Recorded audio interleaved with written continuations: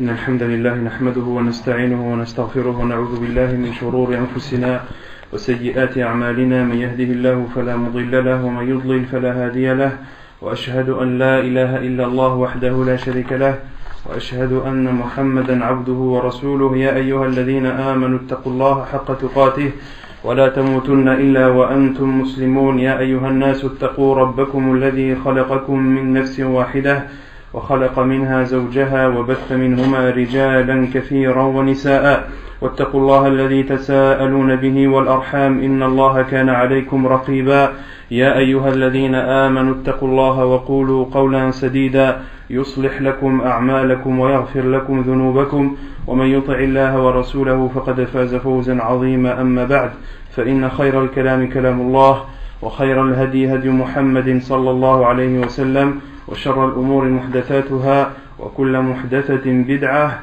وكل بدعة ضلالة وكل ضلالة في النار. Donc toujours dans l'explication et les commentaires du livre Al-Wajiz fi fiqh sunnati wal kitab al-aziz, qui est l'essentiel dans la compréhension du Coran et de la Sunna. Donc Inch'Allah, aujourd'hui nous allons terminer le livre du jeûne. La semaine dernière on avait parlé de deux chapitres, on avait traité deux chapitres.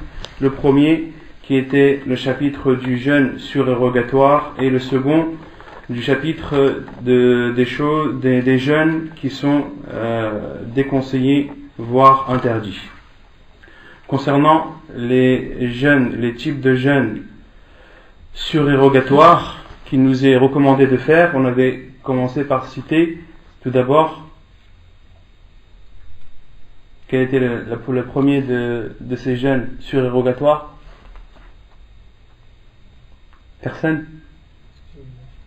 Non? Les 6 jours de Shawwal. Les 6 jours de Shawwal. On a dit que cela fait partie des jeûnes surérogatoires. Quelle est la preuve? Quelle est la preuve que les 6 jours de Shawwal sont des jeûnes surérogatoires, que le prophète sallallahu alayhi wa sallam nous a conseillé de jeûner? Quels sont ses mérites? On avait cité le hadith du prophète sallallahu alayhi wa sallam: celui qui jeûne le mois du Ramadan puis le fait suivre de 6 jours de Shawwal, qu'est-ce que le prophète sallallahu alayhi wa sallam nous a informé? Qu'il aurait la récompense du jeûne d'une année. On avait expliqué cela en disant que celui qui jeûne le Ramadan, c'est comme s'il avait jeûné 10 mois, et celui qui jeûne les 6 jours de Shawwal, c'est comme s'il avait jeûné 2 mois, et 2 ajouté à 10, ça fait 12, donc l'équivalent de la récompense d'une année, d'un jeûne d'une année. Ensuite on avait parlé du jeûne de Yawm Arafah, du jeûne de Yawm Arafah pour celui qui n'est pas un pèlerin, du jeûne de Ashura et du jour qui le précède. Quelle est la preuve tout d'abord que le jeûne de Arafah est un jeûne surérogatoire qui nous est recommandé de jeûner? Comme ça, un hadith que le prophète sallallahu alayhi wa sallam a dit: celui qui jeûne Arafah, quelle sera sa récompense? Il aura les péchés d'une année passée et d'une année à venir qui seront pardonnés. D'accord? Et celui qui jeûne le jour de Ashura, le prophète sallallahu alayhi wa sallam nous a informé qu'une année précédente lui sera effacée et pardonnée. Et quelle est la preuve que le jour de Arafah doit être jeûné pour celui qui n'est pas pèlerin, et que celui qui est pèlerin ne doit pas jeûner ce jour? Quelle est la preuve? Comme cela, quelle est la preuve? On n'avait pas cité un hadith où des compagnons radiyallahu anhum avaient divergé justement sur ce point devant une des femmes du prophète sallallahu alayhi wa sallam, ou devant une des compagnes du prophète sallallahu alayhi wa sallam. Certains disaient que le prophète sallallahu alayhi wa sallam jeûnait ce jour, d'autres disaient que non. Et al-Harith radiyallahu anha a envoyé un récipient de lait au prophète sallallahu alayhi wa sallam qui était sur sa monture à Arafah, fa'akhadahu wa shariba min. Et le prophète sallallahu alayhi wa sallam l'a pris et en a bu, pour fermer toute discussion et toute polémique sur le fait que celui qui est pèlerin ne doit pas jeûner le jour de Arafah, et que ce mérite n'est valable que pour ceux qui ne sont pas en état de pèlerinage. Et concernant la preuve de jeûner le 9e jour de Muharram, qui est le jour qui précède Ashura qui est le 10e jour de Muharram. Ashura qui est le 10e jour de Muharram, le prophète sallallahu alayhi wa sallam a dit que si s'il serait vivant jusqu'à l'année suivante, eh bien, il jeûnerait également le 9e jour, car le jour de Ashura, c'est un jour que le peuple juif prend comme fête, et le prophète sallallahu alayhi wa sallam prenne comme fête et jeûne ce jour, et le musulman lui est demandé de se distinguer des gens du livre. Ainsi, le prophète sallallahu alayhi wa sallam a dit à ses compagnons: si je suis vivant l'année prochaine, alors je jeûnerai le jour qui le précède, c'est-à-dire le 9e jour. Mais le prophète sallallahu alayhi wa sallam n'a pas vécu jusqu'à l'année suivante et est décédé avant, sallallahu alayhi wa sallam. Ensuite, le quatrième type de jeûne surérogatoire, qui est le jeûne du mois de Muharram, que le prophète sallallahu alayhi wa sallam, qu'est-ce qu'il a dit? Le meilleur des jeûnes, après celui du Ramadan, c'est le jeûne de Shahrullah al-Muharram, que le meilleur des jeûnes, après le jeûne du Ramadan, c'est le jeûne du mois al-Muharram. Ensuite, on avait parlé du jeûne du mois de Sha'ban. Du jeûne du mois de Sha'ban, on avait cité le hadith de Aïcha radhiyallahu anha, qui disait que le prophète sallallahu alayhi wa sallam n'a complété le jeûne d'un mois quel est le seul mois que le prophète sallallahu alayhi wa sallam jeûnait dans sa totalité, qui est le jeûne de Ramadan. Le jeûne du mois du Ramadan, c'est le seul mois que le prophète sallallahu alayhi wa sallam jeûnait dans sa totalité.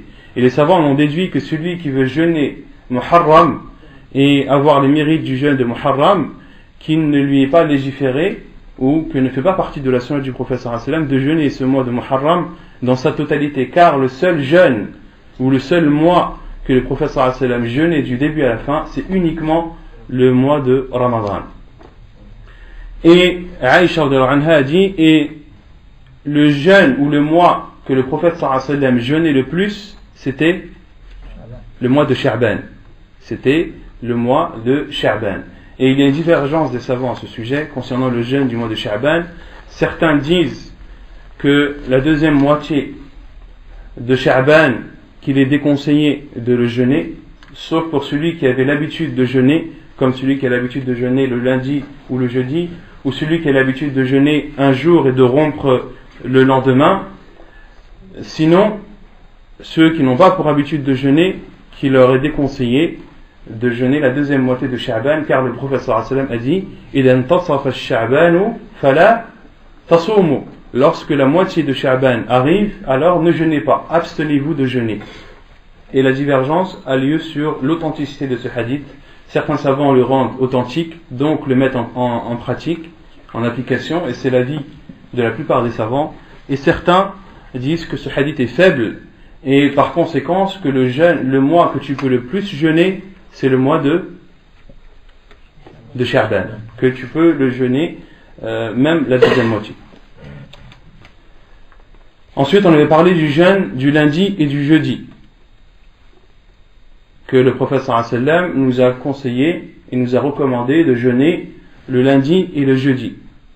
Et le prophète sallallahu alayhi wa sallam a été questionné sur le jeûne de ces 2 jours, quelle en était la raison, et le prophète sallallahu alayhi wa sallam a répondu: Naam, Bachir? C'est le jour où les actes des serviteurs sont exposés à Allah subhanahu wa ta'ala. Et on avait cité d'autres hadiths la semaine dernière sur les bienfaits ou les mérites du jeûne du lundi et du jeudi. Concernant le lundi, on avait cité un hadith du prophète sallallahu alayhi wa sallam où il nous informe que le lundi c'est le jour où le prophète sallallahu alayhi wa sallam est né, et c'est également le jour où la révélation lui est parvenue. Et il y a un autre hadith qui nous montre également les bienfaits et les mérites du jeûne du lundi et du jeudi, où le prophète sallallahu alayhi wa sallam nous informe que ce sont des jours dans lesquels Allah subhanahu wa ta'ala pardonne à ses serviteurs, et qu'il dit aux anges justement chargés de pardonner les péchés des jeûneurs du lundi et du jeudi. Allah subhanahu wa ta'ala, qu'est-ce qu'il leur dit? Le prophète sallallahu alayhi wa sallam a dit que le lundi et le jeudi c'était 2 jours dans lesquels les péchés étaient pardonnés.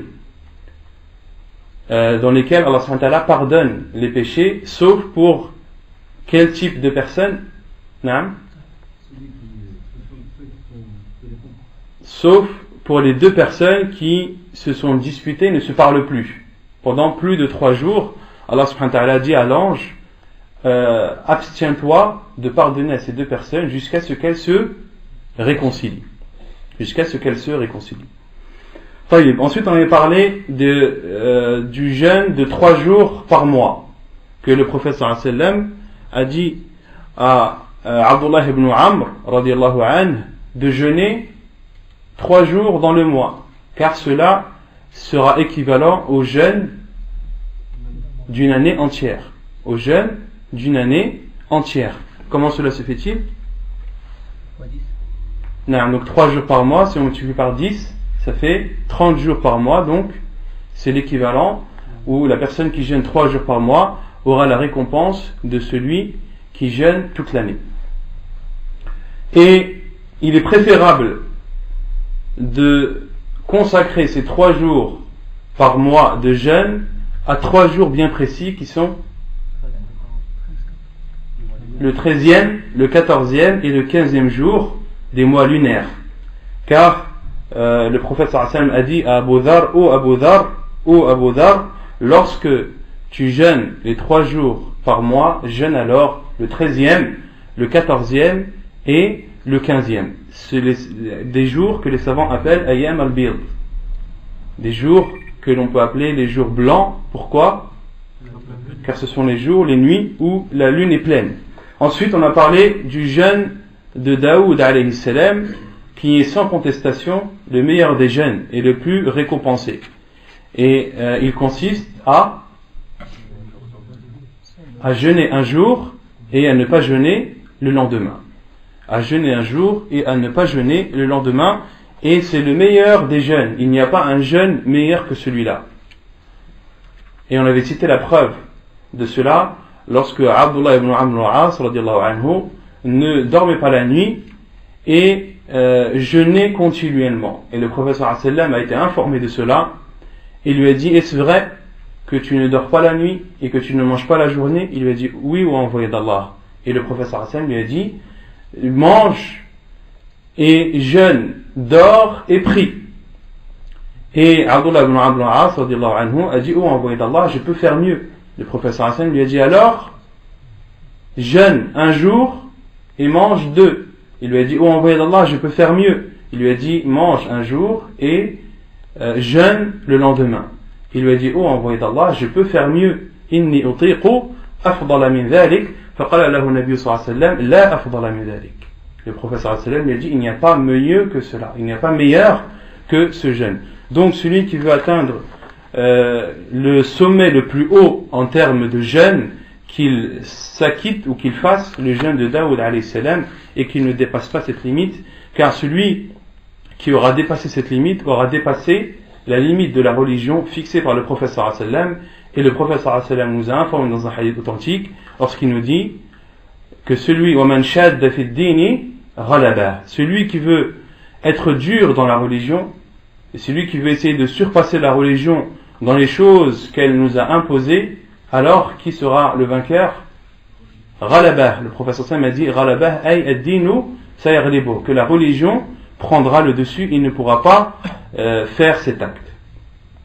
Ensuite, on a parlé du jeûne des 9 jours de Dhul Hijjah, du jeûne des 9 jours de Dhul Hijjah, et on avait cité le hadith du prophète sallallahu alayhi wa sallam rapporté par les femmes du prophète sallallahu alayhi wa sallam, qui disait que le prophète sallallahu alayhi wa sallam jeûnait les 9 premiers jours de Dhul Hijjah et le jour de Ashura, 3 jours dans le mois, et le premier lundi du mois ainsi que le jeudi. Le premier lundi du mois ainsi que le jeudi. Et dans ce hadith, les savants ont utilisé, entre autres, que le prophète sallallahu alayhi wa sallam jeûnait les 9 premiers jours de Dhul Hijjah.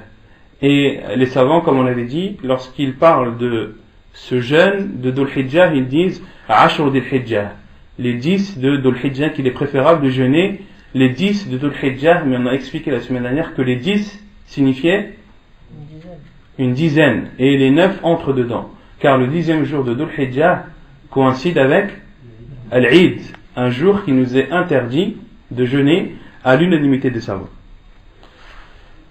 Donc ça c'était concernant les jeûnes surérogatoires qui nous est recommandé de jeûner. Ensuite, on avait parlé du chapitre des jours de jeûne qui nous sont interdits de jeûner.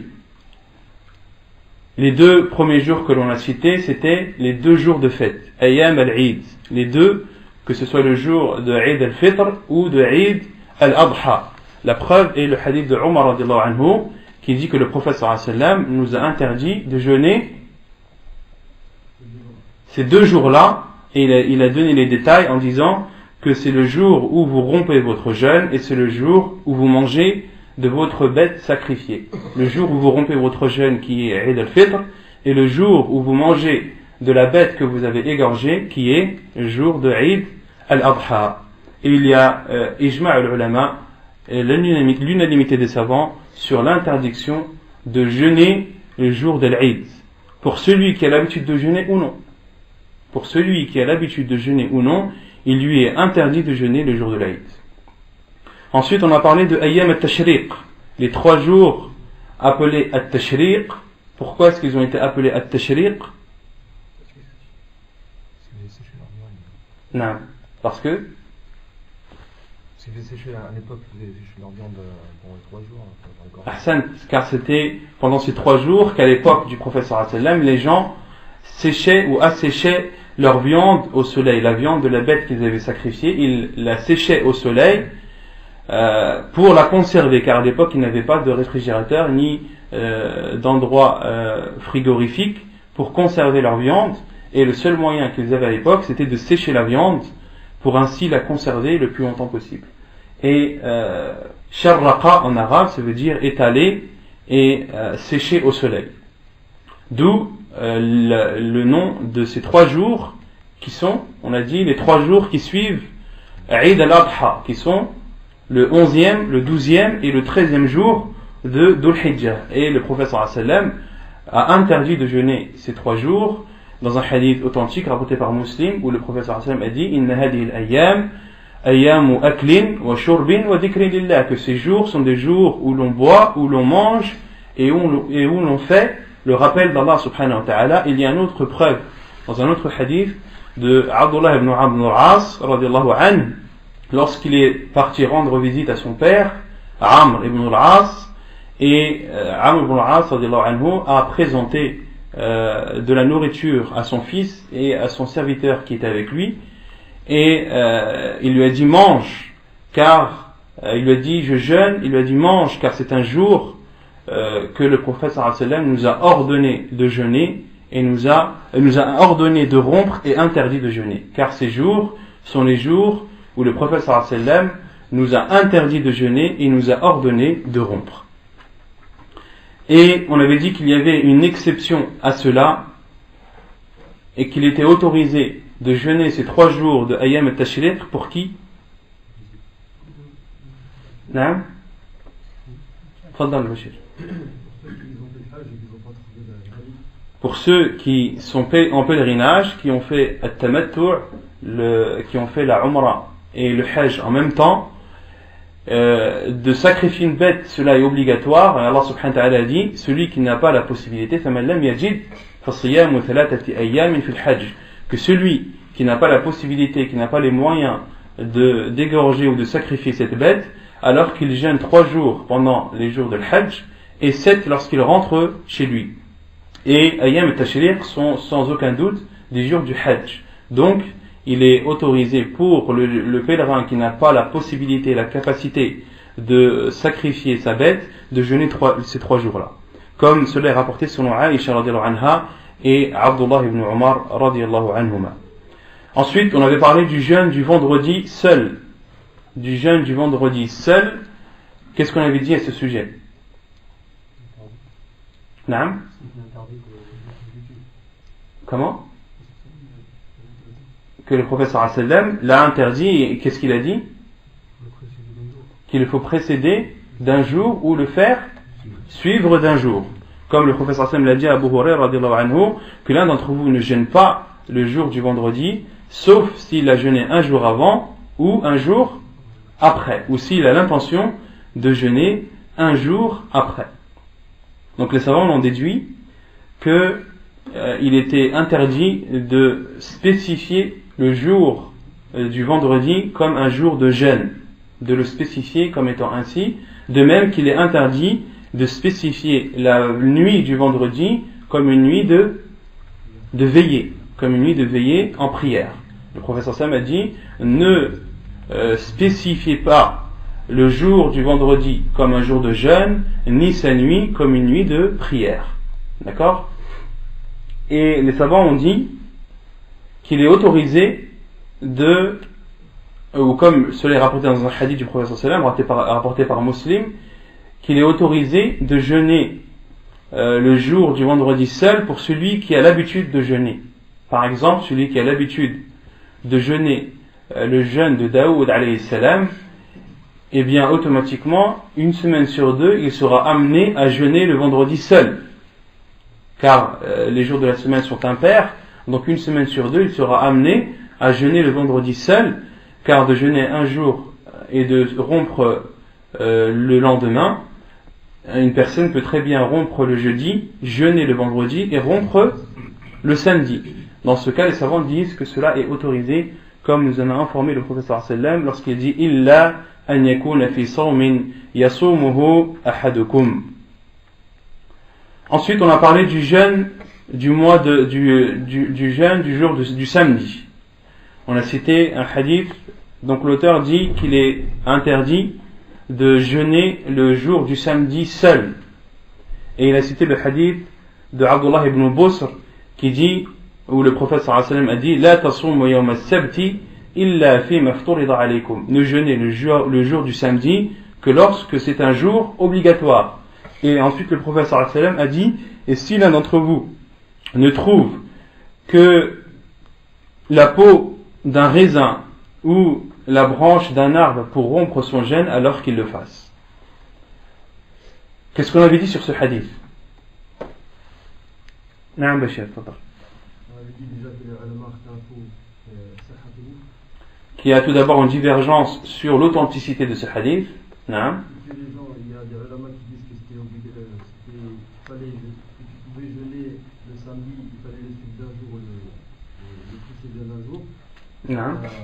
Il y a des femmes du prophète, il y a une des femmes du prophète. Quel est le premier avis? Quel est le premier avis? Tu peux jeûner le samedi avec le vendredi avec ou le dimanche avec. Yani que ce qui est interdit, c'est de jeûner le samedi seul.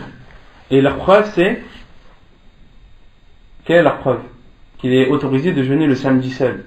Qu'il n'est pas autorisé de jeûner le samedi seul et qu'il est autorisé de le jeûner si tu le précèdes au nom d'un jour. Le hadith de Abu Huraira radiallahu anhu, lorsque le prophète sallam a dit si l'un d'entre vous jeûne le vendredi, qu'il le fasse précéder d'un jour ou le fasse suivre d'un jour. Et le jour qui suit le vendredi, c'est samedi. Donc, ici dans ce hadith, le prophète sallam a autorisé de jeûner le samedi pour celui qui a jeûné le vendredi. Et il y a un autre hadith, le hadith de Maïmouna radiallahu anha, lorsqu'elle a jeûné le vendredi, le prophète sallam lui a dit as-tu jeûné hier? Elle a dit non. Il lui a demandé as-tu l'intention de jeûner le lendemain, c'est-à-dire le samedi? Elle a répondu non.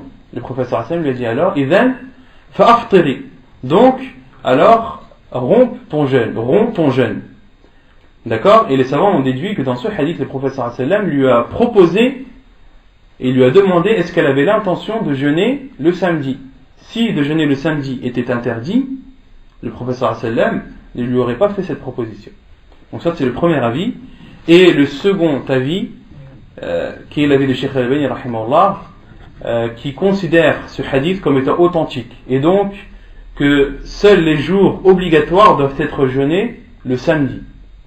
Et les jeûnes surérogatoires, qu'ils soient précédés ou non, que le jeûne du samedi soit jeûné seul ou précédé du vendredi, que dans tous les cas, cela est interdit, car le professeur sallam a dit dans le hadith, ne jeûnez le samedi que lorsque c'est un jeûne obligatoire. Et c'est la seule porte que le prophète sallam a laissé ouvert dans ce hadith que Cheikh Al-Albani rahimahullah lui considère comme étant authentique. D'accord? Que Cheikh Al-Albani rahimahullah considère comme étant authentique, mais certains le considérant authentique rassemblent ce hadith avec le hadith de Abu Huraira et le hadith de Maïmouna radiyallahu anha. Et l'avis de la plupart des savants, wallahu a'lam, c'est que c'est de jeûner le samedi seul qui est interdit. Que c'est de jeûner le samedi seul qui est interdit, wallahu a'lam. Naam. Comment ça se passe pour celui qui fait le jeûne de Daoud? Naam. Le samedi, il ne peut pas le jeûner seul. Non, selon l'avis de Cheikh Al-Albani rahimahullah, si tu jeûnes le jeûne de Daoud, tu ne jeûnes pas le samedi. Parce que le jeûne de Daoud c'est un jeûne surérogatoire, ce n'est pas un jeûne obligatoire. Le vendredi, il le fait toujours précédé du jeudi alors. Comment? Donc la semaine où il tombe le vendredi, il est obligé de le faire suivre du jeudi. Pourquoi? De le faire précéder du jeudi. Pourquoi? Le vendredi, on peut pas. On a dit que le vendredi, ceux qui faisaient le jeûne de Daoud pouvaient jeûner le vendredi seul. On a dit ça. On a dit qu'une semaine sur deux, ils seraient amenés à jeûner le vendredi seul et que cela était autorisé car le hadith du prophète sallallahu alayhi wa sallam était clair à ce sujet. Le prophète sallallahu alayhi wa sallam lui-même a dit sauf si l'un d'entre vous a l'habitude de jeûner. Dans ce cas, il n'y a pas de mal à jeûner le vendredi seul. Cinquièmement, qu'il est interdit de jeûner la deuxième moitié du mois de Sha'ban, sauf pour celui qui en a l'habitude, ou sauf pour celui qui a l'habitude de jeûner. Et on avait cité le premier hadith que j'ai cité tout à l'heure, lorsque la moitié de Sha'ban arrive, alors abstenez-vous de jeûner. Fala tasawmu. Et le prophète sallallahu alayhi wa sallam, quelle est la preuve que ceux qui ont l'habitude de jeûner, qui leur est autorisé de jeûner même pendant la deuxième moitié de Sha'ban, c'est le hadith du prophète sallallahu alayhi wa sallam qui dit ne précédez pas le mois du Ramadan d'un jour ou de deux, sauf si l'un d'entre vous avait l'habitude de jeûner alors qu'il jeûne. D'accord? Et de précéder le Ramadan d'un jour ou deux, ces 2 jours entrent dans la deuxième moitié de Sha'ban, automatiquement. Et le prophète sallallahu alayhi wa sallam a autorisé de jeûner ces 2 jours, malgré qu'ils soient dans la seconde moitié de Sha'ban, pour ceux qui ont l'habitude de jeûner. Ceux par exemple qui ont l'habitude de jeûner le jeûne de Daoud, ou ceux qui ont l'habitude de jeûner le lundi ou le jeudi, ou ceux qui ont l'habitude de jeûner 3 jours dans le mois. Si ces jours qu'ils ont l'habitude de jeûner coïncident avec 1 jour ou 2 jours avant le Ramadan, il leur est autorisé de le jeûner. C'est clair ou pas? Ensuite, on avait parlé qu'il était interdit de jeûner le jour du doute.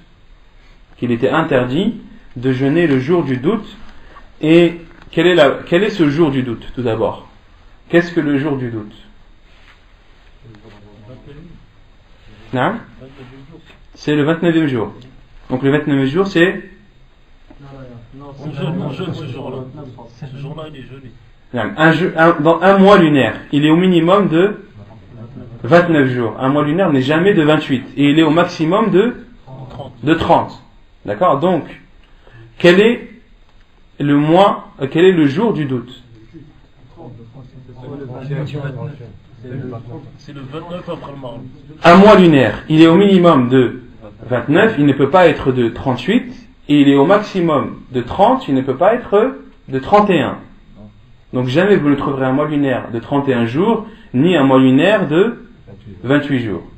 Donc, le jour du doute, c'est automatiquement et seulement le 30e. Mais il y a une deuxième condition pour que ce soit un jour du doute. Donc, on a dit ça ne peut être que le 30e jour, et il faut que le ciel soit couvert. Car si le ciel n'est pas couvert et que l'on ne voit pas la lune, et si le ciel n'est pas couvert et que l'on ne voit pas la lune, est-ce qu'il y a un doute? Non. Le ciel est découvert, on ne voit pas la lune, c'est que la lune n'est pas apparue, tout simplement. Donc il n'y a plus de doute. Lorsque l'on parle du jour du doute, c'est le 29e jour, la nuit du 29e jour, ou à la fin de la nuit du 30e jour. On a dit que les nuits précèdent les jours, donc la nuit du 30e qui est le soir du 29, vous suivez ou pas? Le soir du 29, si le ciel est couvert et que l'on ne voit pas la lune, le lendemain, qui est le 30e jour, est considéré comme étant un jour de doute, car on n'a pas la certitude que la lune est apparue ou non. Donc c'est un doute. Et le prophète sallallahu alayhi wa sallam a dit, celui qui jeûne le jour du doute, faqad asa Abul Qasim. Celui qui jeûne le jour du doute, il a alors désobéi à Abul Qasim sallallahu alayhi wa sallam. Non. Question juste par rapport à ça justement. Pour ceux qui ont jeûné samedi par exemple, parce que bon, moi je ne vais pas jeûner samedi, mais j'ai commencé pour aujourd'hui. Non. Comment ça se passe hein? En sachant que dans les mosquées, il y a certains qui ont commencé les samedis à jeûner. Oui. C'est-à-dire, c'est quoi ta question? Non, en fait, c'est ça, par rapport à ça, c'était comme si tu veux, dans la vie où je suis, j'ai pas suivi les mosquées qui ont autorisé à jeûner le vendredi, quoi, si tu veux. Non. Voilà. Moi, j'ai commencé à jeûner à partir de samedi. Enfin, en annonçant le jour de Ramadan, quoi. Donc, tu as jeûné quand, samedi ou dimanche? Dimanche, aujourd'hui, quoi. Aujourd'hui. Voilà. Mais il est où le problème? J'ai pas saisi ta question. Justement, par rapport à ceux qui ont jeûné, commencé à samedi. Justement, c'est quoi, justement, le... J'ai pas compris ta question. Il y en a qui ont jeûné samedi, qui ont jeûné dimanche. Oui. On parle que de ceux qui ont jeûné samedi. Non, ceux qui ont jeûné le samedi, ils se sont basés sur les avis qu'on a cités. Quand on a parlé de la détermination du premier jour de Ramadan, on avait dit qu'il y avait plusieurs avis des savants. Le premier, c'est que lorsqu'un pays déclare qu'il a vu la lune, il est du devoir de tous les autres de suivre. Et il y a d'autres avis qui disent que il y a le deuxième avis qui est que tu dois jeûner avec le pays le plus proche ou qui est dans la même longitude que le tien qui a vu la lune. Si un pays qui a la même longitude que le tien, c'est-à-dire que la lune se lève au même moment que ton pays et l'a vu, alors tu dois jeûner avec lui car c'est un pays qui t'est proche et qui est à ta proximité. Et le troisième avis des savants qui est que chacun jeûne avec son gouverneur, chacun jeûne avec son pays. Et c'est ce troisième avis par lequel répondent les savants de notre époque. Tous les savants de notre époque disent que de réunir tous les pays du monde pour qu'ils jeûnent un seul jour, cela n'est pas possible. Cela n'est pas possible et n'a jamais eu lieu en 1400 ans. Depuis l'apparition ou la révélation du prophète sallallahu alayhi wa sallam, jamais tous les pays du monde n'ont jeûné le même jour. Et on a même cité des hadiths qui nous prouvent qu'au temps des compagnons radiyallahu anhum, certains jeûnaient et d'autres ne jeûnaient pas. On avait cité l'histoire qui a eu lieu avec Anas ibn Malik radiyallahu anhu, lorsqu'il est revenu de Shem, où eux avaient jeûné et à Médine, eux avaient jeûné le samedi et à Médine ils avaient jeûné le vendredi. Ça c'était quand? Pendant l'époque des compagnons radiyallahu anhum. D'accord? Donc l'avis qu'il faut prendre en considération, c'est que chacun jeûne avec son pays. Que chacun jeûne avec son pays. Ah. Et si une personne rentre dans une mairie, l'imam il dit c'est aujourd'hui de jeûner. La personne prend l'intention de jeûner le lendemain, le jour où il a cité le jour. Et qui se retrouve dans une autre ville, le jour où il a eu l'intention de jeûner, et qu'on lui dise non, c'est pas le jour de jeûne, et qui rompt son jeûne. Doit-il rattraper un jour? Les savants ne parlent pas de ville. Les savants parlent de pays. Lorsque ton pays jeûne, tu jeûnes avec ton pays. Le prophète sallallahu alayhi wa sallam a dit as-sawmu yawma yasumu an-nas wal fitru yawma yuftiru an-nas. Le jour du jeûne, c'est le jour où les gens jeûnent, c'est-à-dire les gens de ton pays. La plupart. D'accord? Si ton pays, la plupart des gens et les autorités ont proclamé et ont déclaré que le jour du jeûne était tel jour et que l'ensemble des musulmans de ces pays jeûnent ce jour-là et que toi tu passes dans une ville qui elle ne jeûne pas ce jour-là, pourquoi est-ce que tu t'attarderais sur cette ville? Pourquoi t'attarder sur un point alors que tous les pays jeûnent un seul et même jour? Allah A'lam. Et quand tu es dans un pays comme la France, il n'y a pas d'autorité. Comme un pays comme la France, on a posé la question à Cheikh Al-Fawzan hafidhahullah, la fatwa a été propagée, il a été questionné. En France, la question était claire. En France, nous avons une instance qui représente les musulmans. Cette instance, ce sont ni des savants, ni des étudiants en sciences religieuses. Et cette instance se base sur des calculs astronomiques Donc la question qui a été posée à Cheikh Hafidahullah, c'est le pire des cas qu'il puisse avoir. On ne peut pas trouver pire. Des ignorants, quand je dis des ignorants, c'est en matière de religion, et qui suivent les calculs astronomiques. Et on avait dit durant les cours que les calculs astronomiques, en termes de détermination du début ou de la sortie du mois, que cela n'était pas pris en compte à l'unanimité des savants. Que la seule chose qui faisait foi en termes d'entrée et de sortie du mois du Ramadan, c'était la vision. D'accord? Donc la question qui était posée à Cheikh, ainsi d'une instance qui n'est composée ni de savants ni d'étudiants en sciences religieuses, qui se base sur des calculs astronomiques, et cette instance, c'est la seule qui est reconnue auprès des autorités françaises. Elle déclare tous les ans le premier jour du mois du Ramadan. Que doit-on faire? Doit-on suivre ce qu'elle dit? Doit-on le prendre en considération ou non? Et Cheikh Hafidahullah, qu'Allah le préserve, a dit oui, tu dois la suivre. Tu dois la suivre, car les musulmans qui sont minoritaires dans un pays non musulman doivent suivre leur centre islamique, doivent suivre l'instance qu'ils représentent. Et Cheikh a bien insisté qu'il ne faut pas poser de questions, et que les musulmans doivent jeûner un seul et même jour, et que il faut regarder le bien et le mal. Et le bien, c'est de rassembler les gens. Le bien, c'est que les musulmans de France jeûnent un seul et même jour. Et c'est ce qu'il y a de plus important en matière de jeûne. D'accord? Car certains vont dire, mais non, cette instance, elle est ainsi, elle est comme ça, elle est comme ci, ils ont dit ça sur tel sujet, sur le hijab, etc. La question n'est pas, est-ce qu'ils sont bien ou est-ce qu'ils ne sont pas bien? La question qui a été posée à Cheikh, il sait très bien que ce sont ni des savants, ni des étudiants en sciences, et qu'ils se basent sur des calculs astronomiques. Donc Cheikh a déjà une idée de la façon de penser de ces personnes. Donc le débat n'est pas est-ce que cette instance est bien ou n'est pas bien, est-ce qu'elle suit la sunna du prophète sallallahu alayhi wa sallam ou elle ne la suit pas. La question qui est, c'est cette instance, elle est là. Elle représente les musulmans, qu'on le veuille ou non.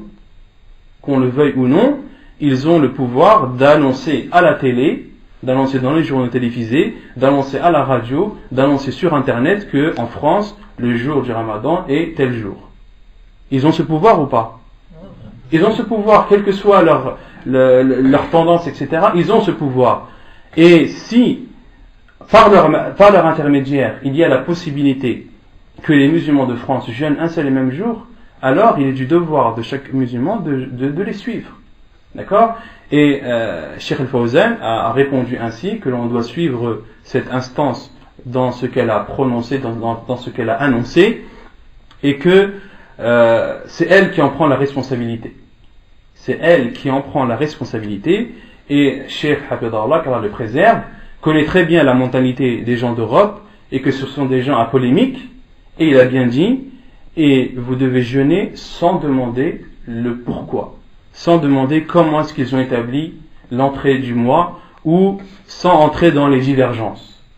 D'accord? Lorsqu'ils disent le jeûne c'est tel jour, tu jeûnes tel jour, et l'affaire est classée, alhamdulillah, et tout le monde jeûne le même jour, il n'y a pas de problème. Non. Ensuite, parmi les jeûnes interdits, c'est de jeûner toute l'année, de jeûner un jeûne continuel.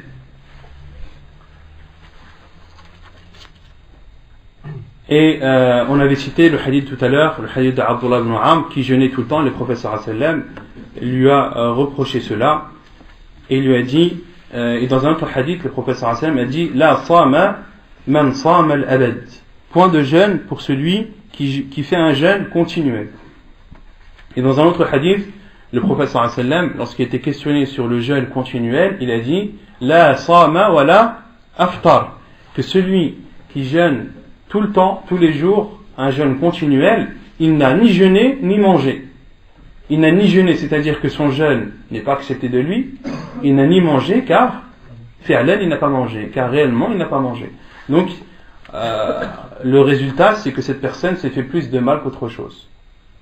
D'où le fait que le musulman se doit de respecter les principes et les jugements de l'islam à la lettre. Et que quelqu'un qui dépasse les limites ou qui fait un acte qui n'est pas en conformité avec la sunna du prophète sallallahu alayhi wa sallam, cet acte sera automatiquement rejeté et annulé.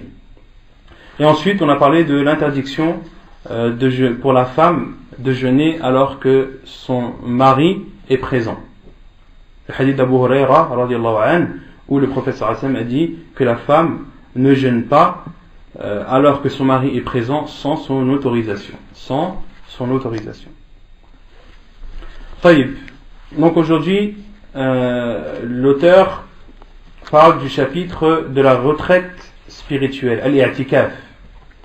والاعتكاف في العشر الأخير من رمضان سنة مستحبة التماسا للخير وطلبا لليلة القدر قال تعالى إنا أنزلناه في ليلة القدر وما أدراك ما ليلة القدر ليلة القدر خير من 1000 شهر تنزل الملائكة والروح فيها بإذن ربهم من كل أمر سلام هي حتى مطلع الفجر.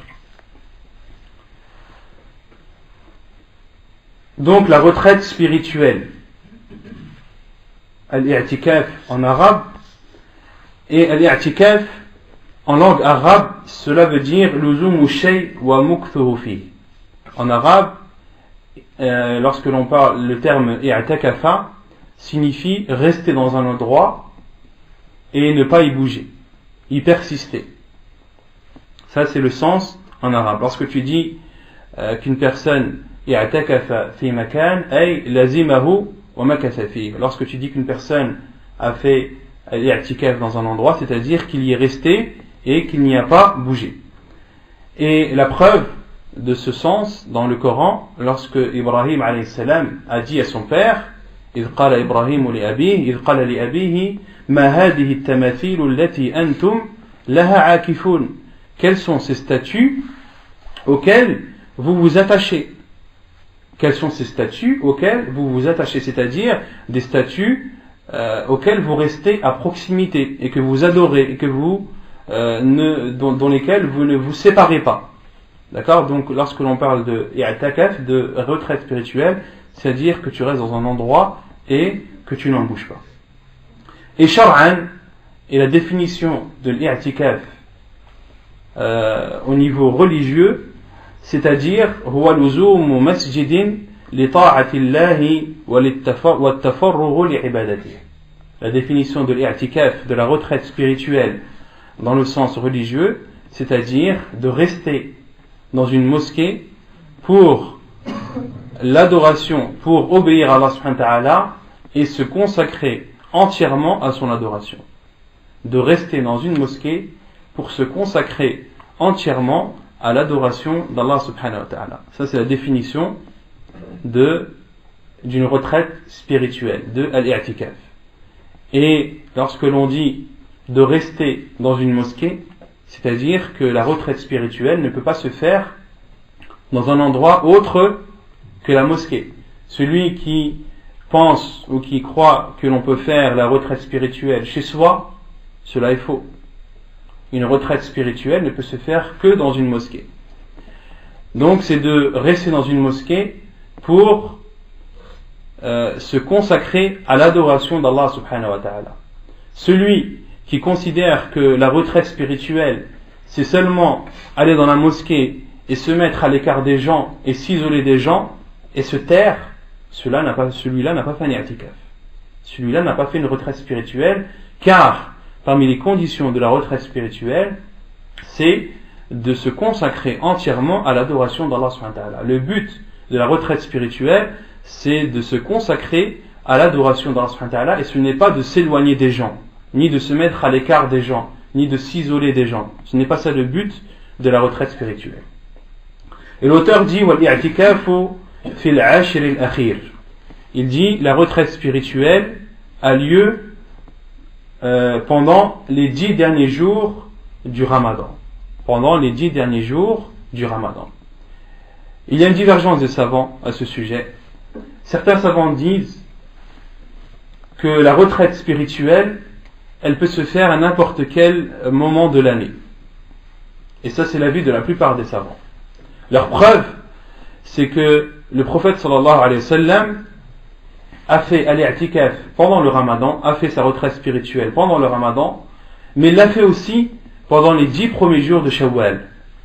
Que le prophète sallallahu alayhi wa sallam, il a été rapporté dans Sahih al-Bukhari, que le prophète sallallahu alayhi wa sallam a fait la retraite spirituelle aussi les 10 premiers jours de Shawwal.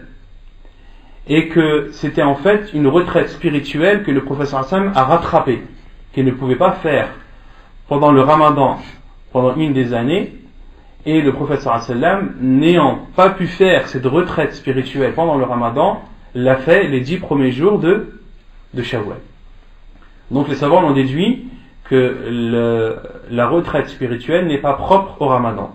Et ils ont une autre preuve également, c'est le hadith de Omar ibn Khattab radiallahu anhu, qui est venu voir le prophète sallallahu alayhi wa sallam et qui lui a dit: ô envoyé d'Allah, j'ai fait un vœu pendant la période anté-islamique, c'est-à-dire avant l'apparition de l'islam, avant l'arrivée de l'islam, j'ai fait le vœu de me faire une retraite spirituelle d'une nuit dans la mosquée de la Mecque, dans la mosquée sacrée de la Mecque. Et le prophète sallallahu alayhi wa sallam lui a dit: Awfi binadrik. Le prophète sallallahu alayhi wa sallam lui a dit alors: mets en pratique ton vœu et accomplis ton vœu, c'est-à-dire fais cette nuit de retraite spirituelle dont tu as fait le vœu. Et les savants ont dit que il n'y a pas dans ce hadith une preuve que cela était pendant le Ramadan. Donc que la retraite spirituelle peut se faire à n'importe quel jour de l'année. Mais cela est autorisé. Le mieux, c'est de le faire pendant le mois du Ramadan. Car il a été rapporté dans un hadith authentique que le prophète sallallahu alayhi wa sallam a fait la retraite spirituelle durant les 10 premiers jours du Ramadan. Puis une autre année, le prophète sallallahu alayhi wa sallam les a fait dans les 10 jours, la deuxième moitié ou le deuxième tiers du mois du Ramadan. C'est-à-dire la dizaine de jours qui se trouve au milieu du mois. D'accord ? Puis, lorsque le prophète sallallahu alayhi wa sallam a été informé que la nuit du destin se trouvait dans les 10 derniers jours, le prophète sallallahu alayhi wa sallam a toujours fait les 10 derniers jours, sa retraite spirituelle durant les 10 derniers jours jusqu'à sa mort. Donc, dans ce hadith, on en déduit que le mieux est de faire la retraite spirituelle pendant le mois du Ramadan. Et encore mieux, de faire la retraite spirituelle pendant les 10 derniers jours du Ramadan. Donc, toute l'année, cela est autorisé, mais il est mieux ou il est préférable de la faire pendant le mois du Ramadan, et il est encore plus préférable et plus recommandé de faire cette retraite spirituelle quand ? Dans les 10 derniers jours du Ramadan.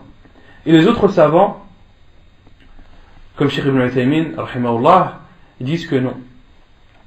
Que la retraite spirituelle ne se fait que pendant les 10 derniers jours du Ramadan. Car le prophète sallallahu alayhi wa sallam a fait les 10 derniers jours, a fait la retraite spirituelle durant les 10 derniers jours du Ramadan jusqu'à sa mort. Et concernant le hadith où le prophète sallallahu alayhi wa sallam a fait la retraite spirituelle pendant les 10 premiers jours de Shawwal, Cheikh Ibn Uthaymin dit cela c'était un rattrapage. Le prophète sallallahu alayhi wa sallam a rattrapé les 10 derniers jours qu'il n'avait pas pu faire pendant le Ramadan, il les a fait pendant Shawwal. Et on ne peut pas comparer une chose que l'on rattrape à une chose que l'on fait. Et il a répondu au deuxième hadith de Omar ibn Khattab radiallahu anhu en disant que le prophète sallallahu alayhi wa sallam a autorisé ou a accepté ce fait de Omar ibn Khattab sans pour autant le légiférer à sa communauté. Sans pour autant le légiférer à la communauté. Et il a donné un exemple. Par exemple, il était rapporté dans la sunna du prophète sallallahu alayhi wa sallam qu'un homme qui présidait la prière au temps du prophète sallallahu alayhi wa sallam, qui présidait la prière de son peuple, lorsqu'il finissait sa lecture pendant la prière, il la finissait toujours par Qul huwa Allahu ahad. Toutes ces rak'at qu'il lisait, il terminait toujours la lecture du Coran par Qul huwa Allahu ahad. Et cela est arrivé aux oreilles du prophète sallallahu alayhi wa sallam, et le prophète sallallahu alayhi wa sallam a demandé d'aller demander à cet homme quelle est la raison, pourquoi est-ce qu'il lit ou est-ce qu'il termine la lecture pendant sa prière toujours par Surat al-Ikhlas. Et l'homme a répondu car c'est une sourate qui comporte les caractéristiques d'Allah subhanahu wa ta'ala, des caractères et des attributs d'Allah subhanahu wa ta'ala, et j'aime la réciter. Et lorsque le prophète sallallahu alayhi wa sallam a été informé de cette réponse, il a dit à ses compagnons, akhbiruhu anna Allah yuhibbuh. Allez l'informer également qu'Allah subhanahu wa ta'ala l'aime. Et dans ce hadith, le prophète sallallahu alayhi wa sallam a agréé ou a accepté cet acte de cet homme, mais ne l'a pas légiféré pour sa communauté pour autant. Est-ce que, par exemple, les savants disent qu'il est préférable à celui qui prie de terminer sa prière par Qul Huwallahu Ahad? Vous avez déjà entendu un savant dire ça? Non. Mais celui qui le fait, c'est autorisé ou non? C'est autorisé. Lorsque les savants disent que le prophète sallallahu alayhi wa sallam ne l'a pas légiféré, c'est-à-dire qu'on n'appelle pas les gens à le faire. Ce n'est pas un acte où il faut appeler les gens à le faire et à le mettre en pratique, car le prophète sallallahu alayhi wa sallam ne l'a pas fait. Mais celui qui serait amené à le faire, cet acte sera accepté de lui, car le prophète sallallahu alayhi wa sallam l'a accepté. Et Cheikh Ibn Uthaymin a comparé cela à Omar ibn Khattab, lorsqu'il lui a dit qu'il avait fait un vœu de faire une retraite spirituelle une nuit dans la mosquée de la Mecque. Le prophète sallallahu alayhi wa sallam lui a dit Awfi binadrik. Il lui a dit mets en pratique ton vœu, mais ne l'a pas pour autant légiféré. Et comme je vous ai dit, donc ça c'est l'avis de Cheikh Ibn Uthaymin rahimahullah, et l'avis de la plupart des savants, Allah alam, comme Cheikh Al-Albani, Cheikh Ibn Baz et d'autres, c'est que selon les degrés que je vous ai cités, c'est-à-dire que la retraite spirituelle, qu'il est autorisé de la faire toute l'année, mais qu'il est mieux de la faire pendant le mois du Ramadan, et qu'il est encore mieux de la faire pendant les 10 derniers jours du Ramadan. Donc ça c'est l'avis de la plupart des savants. Mais celui qui est convaincu par l'avis de Cheikh Ibn Uthaymin rahimahullah, il n'y a pas de mal à le prendre en considération. طيب.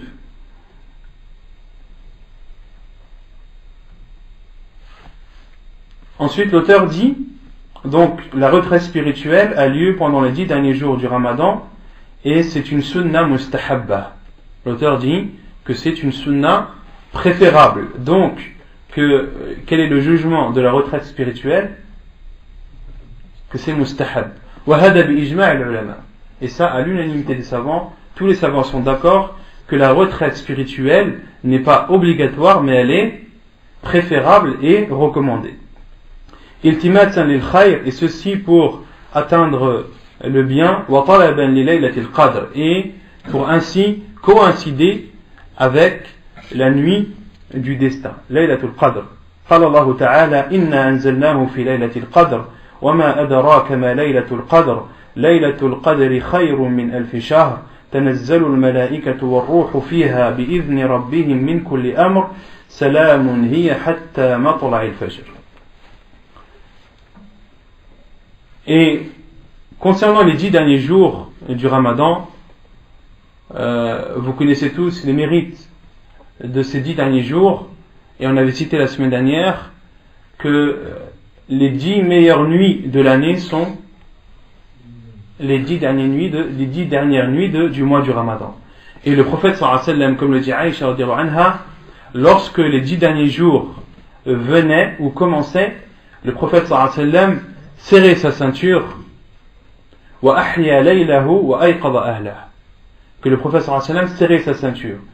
Certains savants ont dit le prophète sallallahu alayhi wa sallam serrait sa ceinture, c'est-à-dire qu'il était plein de courage et qu'il était déterminé et qu'il était motivé. Comme quelqu'un, par exemple, qui veut se battre avec quelqu'un ou qui est prêt à aller quelque part, qu'est-ce qu'il fait? Il serre sa ceinture. Et c'est une expression.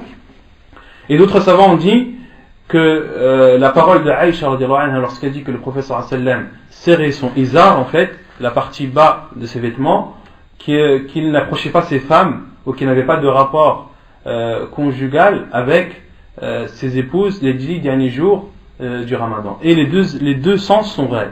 Les deux sens sont vrais, comme le dit Cheikh Ibn Uthaymin rahimahullah, que le prophète sallallahu alayhi wa sallam était motivé, avait du courage, était déterminé dans l'adoration d'Allah subhanahu wa ta'ala durant les 10 derniers jours, et également qu'il n'avait pas de rapport avec ses femmes.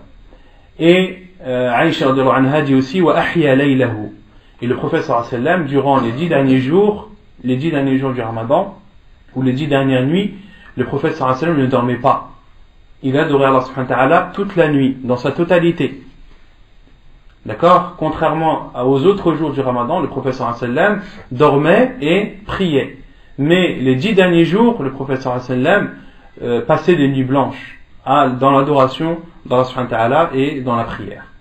Wa ayqadha ahlah. Et le prophète sallallahu alayhi wa sallam réveillait sa famille pour que ses proches, eux aussi, puissent profiter des biens et des bénédictions de ces jours et de ces nuits.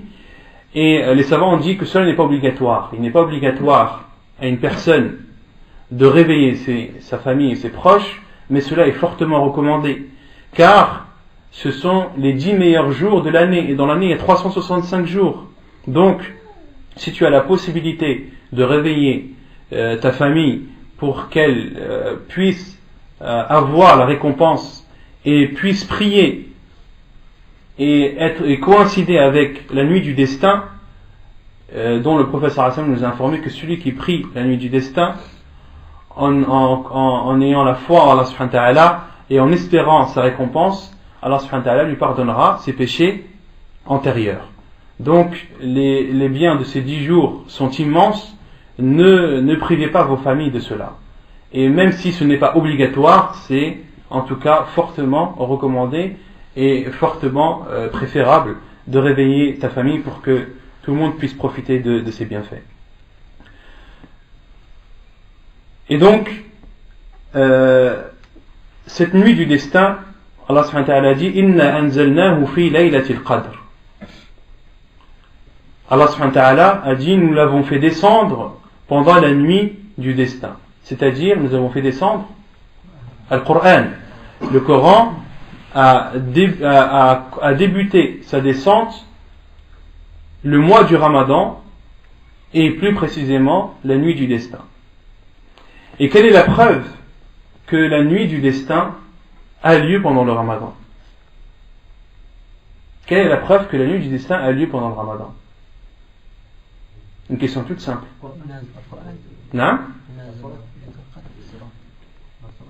La sourate Inna anzalnahu fi laylatil qadr. Nous avons descendu le Coran pendant la nuit du destin. Mais ma question c'est quelle est la preuve que la nuit du destin fait partie du Ramadan? Non? Ahsant. Car Allah subhanahu wa ta'ala dit Shahru Ramadan alladhi unzila fihi al-Qur'an.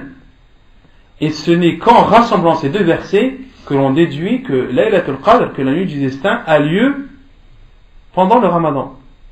Car dans le premier verset, Allah subhanahu wa ta'ala dit le mois du Ramadan dans lequel est descendu le Coran, c'est-à-dire dans lequel le Coran a commencé à descendre. Puis la descente du Coran s'est étalée pendant 23 ans, pendant toute la prophétie du prophète sallallahu alayhi wa sallam. Donc dans ce premier verset, Allah subhanahu wa ta'ala nous informe que le Coran a commencé sa descente pendant le mois du Ramadan.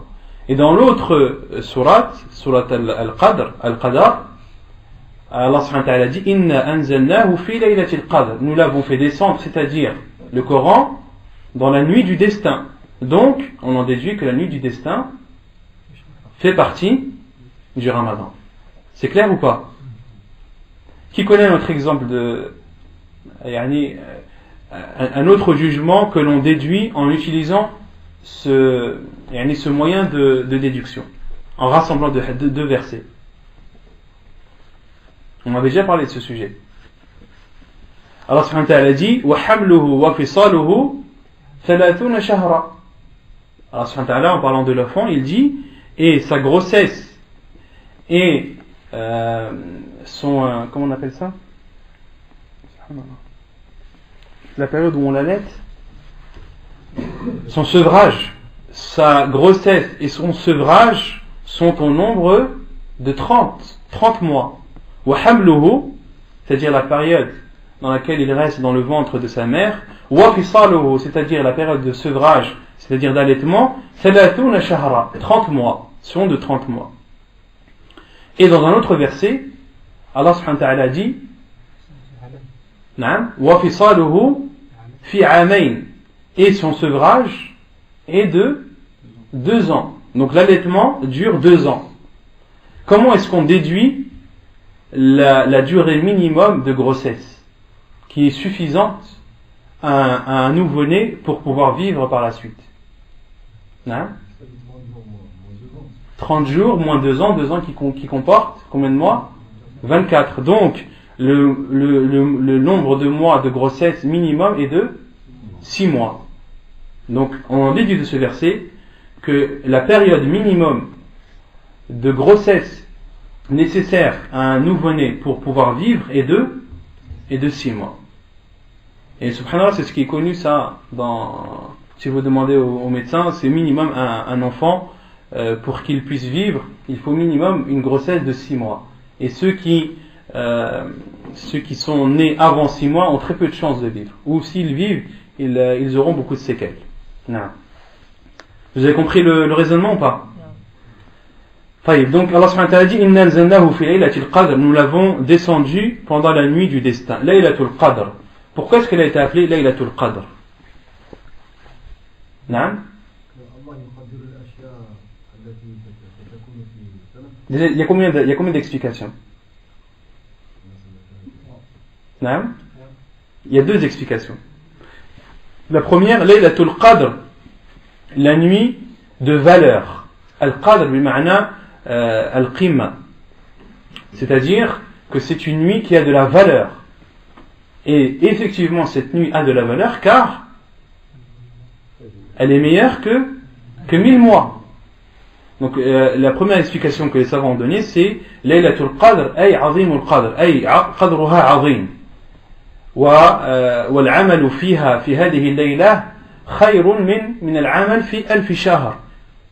Allah subhanahu wa ta'ala dit que cette nuit du destin, Laylatul Qadr, est meilleure que 1000 mois. Et les savants ont expliqué en disant que les actes que tu fais pendant cette nuit du destin sont meilleurs que les actes que tu ferais pendant 1000 mois qui ne comportent pas cette nuit du destin. Si tu prends 1000 mois qui ne comportent pas cette nuit du destin et que tu adores Allah subhanahu wa ta'ala pendant ces 1000 mois, matin, midi et soir, et que de l'autre côté tu adores Allah subhanahu wa ta'ala pendant cette nuit du destin, et bien l'adoration que tu auras faite pendant cette nuit du destin est meilleure que l'adoration que tu auras faite pendant 1000 mois. 1000 mois qui correspond combien en année? Combien? 83. Un peu plus de 83 ans. Donc c'est comme si tu avais adoré Allah subhanahu wa ta'ala pendant un peu plus de 83 ans. Donc une vie pour celui vraiment qui a une longue vie. Et la deuxième explication qui est Laylatul Qadr, c'est-à-dire la nuit du destin. Une nuit dans laquelle la destinée des gens, la destinée de l'année suivante est écrite. Car l'écriture se divise en 3. Lorsque l'on parle de l'écriture en matière de destin, il y a l'écriture dans Ummul Kitab. Il y a l'écriture dans le livre préservé. وعنده أم الكتاب, qui est auprès d'Allah subhanahu wa ta'ala. Et les savants disent que tout ce qui est écrit dans ce livre ne peut être modifié. Tout ce qui est écrit dans ce livre ne peut être modifié. Et tout ce qui a été écrit dans ce livre a été écrit quand? Avant la création des cieux et de la terre de 50 000 ans. Avant la création de la terre de 50 000 ans, des cieux et de la terre de 50 000 ans, Allah subhanahu wa ta'ala a écrit la destinée de chacun dans ce livre qui est préservé auprès de lui, et tout ce qui est écrit dans ce livre ne peut être modifié. Il y a la deuxième écriture qui est l'écriture que font les gens lorsque le bébé est né au bout de 4 mois. Le prophète sallallahu alayhi wa sallam nous a informé que lorsque l'enfant atteint ses 4 mois, un ange vient, insuffle l'âme et il écrit la durée qu'il va vivre, d'accord? Il sera écrit sa pourvoyance et il est écrit également s'il sera heureux ou malheureux. Donc ça, c'est la deuxième sorte d'écriture. Il y a la troisième sorte d'écriture, donc ça, c'est une écriture qui a lieu une fois dans la vie. Donc il y a une écriture qui a eu lieu une seule fois et qui ne peut pas être changée. Il y a la deuxième sorte d'écriture qui a lieu une fois dans la vie de chacun d'entre nous, au bout du 4e mois de grossesse. Et il y a la troisième sorte d'écriture qui est l'écriture annuelle. Et celle-ci a lieu pendant la nuit du destin. Comme Allah subhanahu wa ta'ala l'a dit dans le Coran, Fiha yufraqu kullu amrin hakim. Et durant cette nuit, c'est là où Allah subhanahu wa ta'ala distribue tous les commandements sages, car tous les commandements d'Allah subhanahu wa ta'ala sont sages. Tout ce qu'Allah subhanahu wa ta'ala décide, il y a derrière cela une sagesse. Donc les savants, on les déduit. Et comment est-ce qu'ils ont déduit que cette écriture a lieu une fois dans l'année?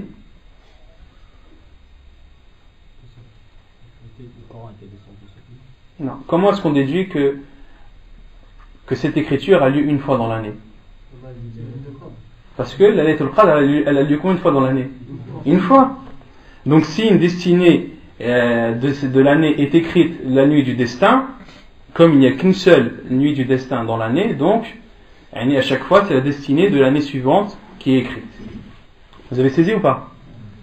Donc Inna zannahu fi laylatil qadr, nous l'avons descendu, c'est-à-dire le Coran, dans la nuit du destin. Wa ma adraka ma laylatul qadr. Et qu'est-ce que laylatul qadr? Et justement les savants qui ont expliqué al-qadr comme étant la valeur et l'importance ont utilisé ce hadith, car Allah subhanahu wa ta'ala dit et qu'est-ce que laylatul qadr? Et qu'est-ce que la nuit du destin? C'est-à-dire, et sa valeur est grande et immense. Laylatul qadri khayrun min alfi shahr. La nuit du destin est meilleure que 1000 mois. Tanazzalul malaika. Tanazzalul malaikatu war-ruhu fiha bi'idhni rabbihim min kulli amr. Les anges et ar-ruh que les savants ont expliqué comme étant soit Jibril alayhi salam, soit étant une catégorie d'anges bien précis. Soit ar-ruh c'est Jibril alayhi salam, ou bien alors une catégorie d'anges bien précis. Et les anges, lorsqu'ils descendent toujours avec des bénédictions, avec un bien. Et si les anges sont amenés à descendre sur terre, c'est pour quelque chose qui en vaut la peine et quelque chose qui a une grande importance. Et ces anges, comme nous le dit Allah subhanahu wa ta'ala dans ce verset, tanazzalul malaikatu war-ruhu fiha, donc ils descendent pendant cette nuit, bi'idhni rabbihim, après l'autorisation d'Allah subhanahu wa ta'ala. Donc c'est Allah subhanahu wa ta'ala qui leur demande de descendre et c'est lui qui les autorise à descendre sur terre pendant cette nuit bénie. Salamun hiya hatta matla'il fajr. Et cette nuit est une paix pour ceux qui prient et qui adorent Allah subhanahu wa ta'ala pendant celle-ci, et ceci jusqu'à l'apparition de l'aube. Hatta matla'il fajr. Et concernant Laylatul Qadr, donc l'auteur dit وعن عائشة رضي الله عنها قالت كان رسول الله صلى الله عليه وسلم يجاور في العشر الأواخر من رمضان ويقول تحروا ليلة القدر في العشر الأواخر من رمضان. Et selon Aïcha رضي الله عنها, le prophète صلى الله عليه وسلم accentuait ses adorations pendant les 10 derniers jours du Ramadan et disait, le prophète صلى الله عليه وسلم disait تحروا ليلة القدر, recherchez la nuit du destin pendant les 10 derniers jours du Ramadan. Hadith authentique rapporté par Al-Bukhari. Wa kana sallallahu alayhi wa sallam. Donc, dans ce hadith, le premier hadith, on en déduit que la nuit du destin, elle se trouve dans les 10 derniers jours du Ramadan. Le prophète sallallahu alayhi wa sallam nous dit, recherchez-la durant les 10 derniers jours du Ramadan. Et dans un autre hadith de Aïcha radiyallahu anha, rapporté par Al-Bukhari et Muslim, وعنها أن رسول الله صلى الله عليه وسلم قال تحروا ليلة القدر في الوتر من العشر الأواخر من رمضان. Et dans ce hadith, ce second hadith de Aïcha radiyallahu anha, on a une information en plus, car le prophète sallallahu alayhi wa sallam a dit recherchez la nuit du destin dans les jours pairs parmi les 10 derniers jours du Ramadan. Afwan. Dans les 10 dernières nuits dans les nuits impaires des 10 dernières nuits du Ramadan. Dans les nuits impaires des 10 dernières nuits du Ramadan, qui sont au nombre de combien? Ils sont au nombre de 5, qui est la 21e nuit, la 23, la 25e, la 27e et la 29e. Il y a une divergence des savants sur la définition ou la détermination de cette nuit du destin. Quelle est cette nuit du destin? Tout d'abord, comme on l'a vu tout à l'heure,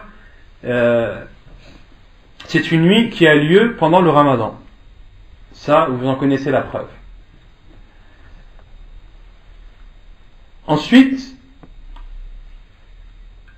au niveau de la détermination de cette nuit du destin, il y a une divergence des savants, et Al-Hafid ibn Hajar rahimahullah ta'ala a même cité plus de 40 avis des savants. 40 avis des savants sur une détermination de cette nuit du destin. Et cela prouve l'importance que donnent les savants à des jours qui sont sacrés, à des jours où le bien est immense, d'accord? Car si ce sujet a eu pour conclusion qu'il y a plus de 40 avis, c'est que chaque savant s'est penché dessus, a fait une recherche, a étudié les hadiths du prophète sallallahu alayhi wa sallam pour essayer de déterminer quelle est cette nuit du destin, pour en profiter de ces grands biens. Donc, il y a plusieurs hadiths du prophète sallallahu alayhi wa sallam où l'on peut déduire la nuit du destin. Tout d'abord, c'est une nuit qui peut se connaître. Il y a des moyens de la reconnaître. Il y a des moyens de la reconnaître. Le prophète sallallahu alayhi wa sallam a dit que le lendemain de cette nuit, le soleil, lorsqu'il se lève, il n'y a pas de rayon autour de lui. Le soleil est net. Il n'y a pas de rayon autour de lui. Et concernant la nuit du destin, les savants disent, on la reconnaît car on est apaisé pendant cette nuit. Et le prophète sallallahu alayhi wa sallam a informé que c'est une nuit où il ne fait ni chaud ni froid. C'est une nuit où il ne fait ni chaud ni froid. Et concernant ces différentes façons ces différents signes, ce n'est pas obligé que pendant cette nuit du destin, il fasse ni chaud ni froid. Car si vous allez à Moscou il fait toujours froid. Donc qu'est-ce qu'on dit? On dit qu'il n'y aura jamais Laylat al-Qadr à Moscou? Non. On dit que c'est un signe qui ne peut pas être compatible avec Moscou. Mais il y a d'autres signes, comme le lever du soleil, que le lever du soleil du lendemain ne comporte pas de rayons autour de lui, de forte lumière, mais que le soleil est net, qu'il apparaît avec une claire netteté. Comme le dit Cheikh Al-Albani rahimahullah. Quand on lui a posé cette question, est-ce que la parole du prophète sallallahu alayhi wa sallam, lorsqu'il dit que la nuit du destin n'est ni chaude ni froide, est-ce que cela est propre à Médine, ou est-ce que cela s'englobe à l'ensemble des pays de la terre? Et Cheikh rahimahullah a dit cela peut s'étendre à l'ensemble de la planète, mais ce n'est pas une condition. Cela peut s'étendre, on peut voir ce signe, mais ce n'est pas forcément ça. Wallahu a'lam. Donc, dans certains hadiths, on en déduit que certains hadiths nous informent que la nuit du destin était le 21e jour, la 21e nuit. Car le prophète sallallahu alayhi wa sallam avait fait un rêve, comme ça, avait fait un rêve où il a rêvé qu'il priait pendant la nuit du destin et que son front était recouvert de boue. Son front était recouvert de boue. Et le prophète sallallahu alayhi wa sallam avait prié une fois, une année, et ce jour-là il avait plu, et la pluie est entrée dans la mosquée, car le toit de la mosquée était composé de feuilles de palmiers et autres. Et l'eau de la pluie est entrée dans la mosquée et s'est mélangée à la terre, car au temps du prophète sallallahu alayhi wa sallam il n'y avait pas de tapis, il priait sur le sable. Et les compagnons radiyallahu anhum ont dit jusqu'à ce que l'on ait vu des traces de boue sur le front du prophète sallallahu alayhi wa sallam, qui est la meilleure des personnes, le meilleur être humain ayant marché sur terre, c'est le prophète sallallahu alayhi wa sallam, et malgré cela, à son époque, il était amené à poser son front sur de la boue, sallallahu alayhi wa sallam. Et les compagnons de l'Anhum ont dit, et ce jour, cette nuit était la 21e nuit. D'accord? Et dans d'autres hadiths, on en déduit, des compagnons de l'Anhum ont vu que la nuit du destin en rêve, car les savants disent qu'une personne peut voir la nuit du destin en rêve, car des compagnons au temps du prophète sallallahu alayhi wa sallam, comme le hadith rapporté dans le Bukhari et Muslim, ont rêvé avoir vu la nuit du destin dans les 7 derniers jours du Ramadan. Dans les 7 derniers jours du Ramadan. Et dans d'autres hadiths, des compagnons comme Anas ont juré bila istithna, c'est-à-dire ils ont juré sans dire Inch'Allah. Ils ont dit Wallahi wa uqsimu billah, je jure par Allah. Ils n'ont pas dit je jure par Allah Inch'Allah, une expression qui pourrait laisser un doute. Anas a juré que Laylatul Qadr c'était la 27e nuit. D'accord? Donc certains savants disent, comme Cheikh Al-Albani et d'autres, que la nuit du destin c'est la 27e nuit. Que la nuit du destin c'est la 27e nuit. Et d'autres savants disent, comme Cheikh Ibn Uthaymin rahimahullah, que la nuit du destin elle change en fonction des années, que ce n'est pas toujours la même nuit. Et Cheikh Ibn Uthaymin rahimahullah dit, et c'est l'avis qui rassemble tous les hadiths, car comme je vous ai dit tout à l'heure, dans un hadith la nuit du destin était quand? Le 21e. Dans un autre elle était dans les 7 derniers jours du Ramadan. Donc autrement dit, la 21e nuit n'est pas comprise dedans. D'accord? Et dans d'autres hadiths, des compagnons de l'Anhum ont juré que la nuit du destin était la 27e. Donc on a des nuits différentes. Et les savants ont dit qu'il faut on rassemble ces hadiths en disant que la nuit du destin, elle bouge. Elle se déplace en fonction des années. Et ainsi, le musulman est toujours à sa recherche. Car si la nuit du destin est bien définie, alors les gens vont s'abstenir ou vont être moins motivés à la rechercher. Alors que si elle est cachée, et si on sait que le prophète sallallahu nous a dit qu'elle se trouvait dans les 10 derniers jours, sans pour autant nous dire laquelle, ou lorsque l'on sait que cette nuit, elle se déplace en fonction des années, cela va pousser le musulman à accentuer dans ses adorations et à essayer de la rechercher dans le mois du Ramadan dans sa totalité, et en particulier d'accentuer ses recherches et ses adorations d'Allah subhanahu wa ta'ala durant les 10 derniers jours du Ramadan. Donc les avis les plus répandus et les plus connus sont le premier, que la nuit la 27e nuit est la nuit du destin. D'autres savants disent la 27e nuit c'est la plus propice, mais il ne faut pas en avoir la certitude que c'est celle-ci. On comprend de certains hadiths que la 27e nuit est la plus propice, que celle où tu as le plus de chances de coïncider avec la nuit du destin, mais qu'il ne fallait pas pour autant en être persuadé, qu'il faut toujours laisser ce doute planer pour essayer pour accentuer les adorations. Et l'avis de Cheikh Ibn Uthaymin et de beaucoup d'autres savants, qui est que la nuit du destin elle change, que ce n'est pas la même en fonction des années, et que tu dois essayer de veiller ces 10 dernières nuits pour coïncider avec celle-ci. C'est clair ou pas? Vous n'avez pas de questions? Non? Comment on fait pour ceux qui ne commencent pas le même jour, le mois de Ramadan, par exemple l'Arabie Saoudite a commencé le samedi, et ici en France on commence le dimanche? Non, chacun fait selon. Oui, mais la nuit du destin elle est unique dans la terre, non? Et ils n'auront pas la même forcément. Allah, chacun, si tu as jeûné un jour, c'est que tu considères que c'est le premier.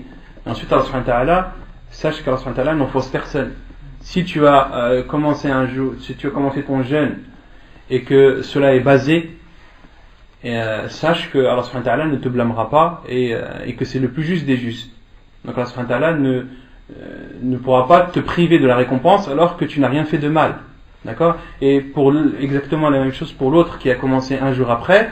S'il a commencé un jour après parce que son pays a commencé un jour après et que c'est ce que la religion lui demande et c'est ce que les savants lui ont dit de faire, eh bien Allah subhanahu wa ta'ala ne le privera pas également de la récompense de la nuit du destin. Wallahu a'lam. طيب ولا يكون الاعتكاف إلا في مسجد لقوله تعالى ولا تباشروهن وأنتم عاكفون في المساجد ولأنه معتكف رسول الله صلى الله عليه وسلم. Donc l'auteur dit نعم j'ai sauté un hadith عن أبي هريرة نعم صح وكان صلى الله عليه وسلم يحث على قيامها ويرغب فيها. Donc le prophète صلى الله عليه وسلم conseillait fortement de prier, de veiller en prière pendant la nuit du destin. La preuve est le hadith d'Abu Huraira عن أبي هريرة رضي الله عنه عن النبي صلى الله عليه وسلم قال من قام ليلة القدر إيمانا واحتسابا غفر له ما تقدم من ذنبه. Que celui qui veille la nuit du destin en ayant la foi en Allah subhanahu wa ta'ala et en espérant sa récompense, ils lui seront pardonnés ses péchés antérieurs. Et on avait déjà cité les détails de cela, que cela voulait dire les petits péchés et non les grands, car les grands devaient être accompagnés et suivis d'un repentir sincère. Et la retraite spirituelle ne peut avoir lieu que dans une mosquée. لقوله تعالى ولا تباشروهن وأنتم عاكفون في المساجد. Et ne cohabitez pas avec elles, c'est-à-dire avec vos femmes, وأنتم عاكفون في المساجد, alors que vous êtes en retraite spirituelle dans les mosquées. Donc Allah subhanahu wa ta'ala a parlé de la retraite spirituelle et a dit qu'elle se faisait dans les mosquées. Et ne les approchez pas lorsque vous êtes en retraite spirituelle dans les mosquées. Et c'est parce que c'est l'endroit où le prophète sallallahu alayhi wa sallam a fait sa retraite spirituelle. Le prophète sallallahu alayhi wa sallam n'a fait sa retraite spirituelle que dans une mosquée. ويستحب للمعتكف أن يشغل نفسه بطاعة الله كالصلاة والقراءة والتسبيح والتحميد والتهليل والتكبير والاستغفار والصلاة على النبي صلى الله عليه وسلم والدعاء ومذاكرة العلم ونحو ذلك. Et il est préférable et recommandé pour celui qui fait la retraite spirituelle de se préoccuper et de s'occuper dans l'adoration d'Allah subhanahu wa ta'ala, comme les prières, comme la lecture du Coran, comme le fait de dire at-tasbih et at-tahmid, de dire subhanallah et alhamdulillah, wa at-tahlil wa at-takbir, la ilaha illallah wallahu akbar, wa l'istighfar, astaghfirullah wa atubu ilayk, wa as-salatu ala nabi, et de prier sur le prophète sallallahu alayhi wa sallam, wa ad-du'a, d'invoquer, wa mudhakaratul ilm, d'avoir des conversations en rapport avec la science religieuse, wa nahwi dhalik, et tout ce qui est semblable. Donc là, l'auteur dit que ce qui est demandé à celui qui fait la prière, la retraite spirituelle, c'est de se consacrer entièrement à l'adoration d'Allah subhanahu wa ta'ala, et il a donné des exemples comme la prière, comme la lecture du Coran, comme al-adhkar, de dire subhanallah, alhamdulillah, la ilaha illallah, Allahu akbar, astaghfirullah, de prier sur le prophète sallallahu alayhi wa sallam, d'invoquer Allah subhanahu wa ta'ala, wa mudhakaratul ilm, et d'avoir des conversations scientifiques en rapport avec la science religieuse. Et concernant cela, les savants ont parlé sur le fait, est-ce qu'il est autorisé à une personne qui fait une retraite spirituelle dans une mosquée d'assister à des cours et d'avoir des cours de science. Ils ont dit que l'apprentissage de la science, comme le dit Cheikh Ibn Uthaymin, fait partie des adorations les plus méritoires. Mais concernant celui qui fait une retraite spirituelle, les adorations qu'il doit faire sont connues comme étant la prière, comme étant l'invocation, comme étant le rappel d'Allah subhanahu wa ta'ala, comme étant la prière, etc., etc. Et si la personne est amenée à assister à un cours ou deux, à une conférence ou deux dans la journée, cela est autorisé. Mais qu'une personne qui se considère comme faisant une retraite spirituelle et apprend la science du matin au soir, cela ne coïncide pas avec l'esprit de la retraite spirituelle.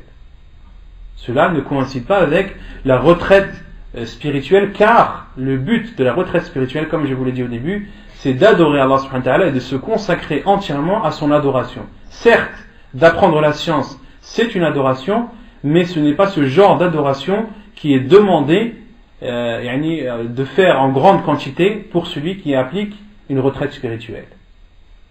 C'est clair ou pas? طيب ويكره له أن يشغل نفسه بما لا يعنيه من قول أو عمل, et il lui est déconseillé et détestable pour lui de s'occuper des choses qui ne le regardent pas et de parler de choses qui ne le concernent pas ou de faire des choses qui ne le concernent pas. كما يكره له الإمساك عن الكلام ظنا منه أن ذلك مما يقرب إلى الله عز وجل. Et de même qu'il lui est déconseillé de s'abstenir de parler en pensant que cela le rapproche d'Allah subhanahu wa ta'ala. En islam, de ne pas parler n'est pas une façon de se rapprocher d'Allah subhanahu wa ta'ala. Le prophète sallallahu alayhi wa sallam a même interdit à une personne de se taire toute une journée. Le prophète sallallahu alayhi wa sallam a interdit à un homme ou à une femme, aux musulmans, de se taire, de ne rien dire un jour et une nuit. Cela est interdit en islam. Contrairement aux législations ou aux religions avant nous, où le fait de jeûner, parmi leur façon de jeûner, c'était de s'abstenir de parler. D'accord? Comme cela est cité dans Surat Maryam, Inni nadartu lirrahmani sawma, j'ai fait le vœu pour le tout miséricordieux de jeûner, c'est-à-dire de m'abstenir de parler. Lorsqu'ils ont demandé à Maryam alayhi salam, lorsqu'ils lui ont demandé sur le nouveau-né qu'elle avait dans les mains, elle leur a répondu Inni nazartu lirrahmani sawma falan ukallima al-yawma insiya. J'ai fait le vœu au tout miséricordieux de jeûner et je ne parlerai aujourd'hui à aucun être humain. D'accord? Donc de jeûner à l'époque signifiait également de ne pas parler. Mais la règle en islam, c'est que la législation de ceux qui nous ont précédés et notre législation tant qu'elle ne contredit pas notre législation. شرع من قبلنا شرع لنا ما لم يخالف شرعنا. Les législations ou les religions précédentes, la religion de Moussa alayhi salam, de Isa alayhi salam, sont les actes qui étaient là-bas nous sont autorisés à faire, les actes qui étaient autorisés à l'époque selon ces religions qui sont les religions d'Allah, sans aucune contestation, mais on a le droit de les faire tant que ces actes ne contredisent pas ce que notre religion nous dit de faire. Notre religion nous interdit de ne pas parler une journée. Pendant à l'époque de Moussa alayhi salam, il était autorisé de ne pas parler. Notre religion nous l'interdit, donc il nous est interdit de se taire toute une journée. طيب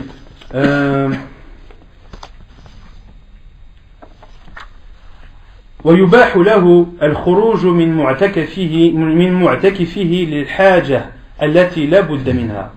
Et il est autorisé à celui qui fait une retraite spirituelle de sortir de l'endroit où il s'est recueilli lorsqu'il a un besoin imminent. كما يباح له ترحيل شعره وحلق رأسه وتقليم أظافره وتنظيف بدنه. Comme il lui est autorisé de se peigner les cheveux, de se raser la tête, de se couper les ongles et de laver son corps. Et ce qui annule la retraite spirituelle, ce qui annule toute sa récompense, c'est de sortir sans besoin imminent et d'avoir un rapport avec son épouse. Cela sont deux choses qui annulent d'office la retraite spirituelle. Et ce qui est autorisé à faire pour celui qui fait la retraite spirituelle, comme l'a dit l'auteur, c'est de sortir lorsque la personne en a le besoin, un besoin imminent, comme celui qui a besoin de se nourrir. On a tous besoin de nous nourrir. Celui qui n'a personne, qui ne connaît personne qui puisse lui apporter à boire et à manger, il lui est autorisé de sortir pour se nourrir. De même pour celui qui a besoin celui qui a des besoins pressants, il est autorisé de sortir de la mosquée si les toilettes sont en dehors de la mosquée, comme par exemple ceux qui font la retraite spirituelle dans la mosquée sacrée de la Mecque ou dans la mosquée de Médine, d'accord, ce sont des mosquées où les toilettes sont à l'extérieur. Celui qui a envie d'aller aux toilettes, on va lui dire non, tu vas pas, tu passes 10 jours. Non, il a le droit de sortir lorsque c'est un besoin imminent. De même qu'il est autorisé de se peigner, car au temps du prophète sallallahu alayhi wa sallam, le prophète sallallahu alayhi wa sallam faisait la retraite spirituelle dans sa mosquée et sortait sa tête pour que Aïcha radiallahu anha lui peignait ses cheveux, peignait les cheveux du prophète sallallahu alayhi wa sallam. Il est aussi autorisé de faire les ablutions à l'intérieur de la mosquée si cela est possible.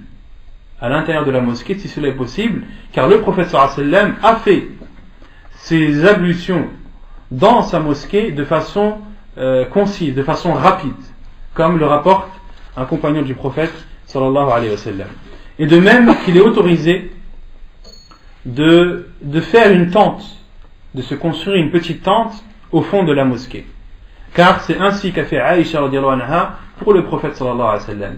Elle a construit une tente de laine ou de tissu au prophète sallallahu alayhi wa sallam par la demande du prophète sallallahu alayhi wa sallam. Et al-khiba en arabe, c'est une toile de laine ou de tissu qui est posée sur un ou deux bouts de bois, qui servent de support. D'accord ? Donc il est totalement autorisé à une personne qui veut faire une retraite spirituelle de se faire une petite tente, un endroit à lui dans la mosquée où il peut se recueillir en toute sincérité avec Allah subhanahu wa ta'ala. Et ce qui est aussi autorisé au niveau de la retraite spirituelle, il est autorisé à la femme de faire la retraite spirituelle. Il est autorisé à une femme de rendre visite à son mari dans la mosquée, comme l'a fait Safiya radiyallahu anha. Safiya, une des épouses du prophète sallallahu alayhi wa sallam, a décidé de rendre visite au prophète sallallahu alayhi wa sallam une nuit parmi les nuits où le prophète sallallahu alayhi wa sallam avait fait al-i'tikaf.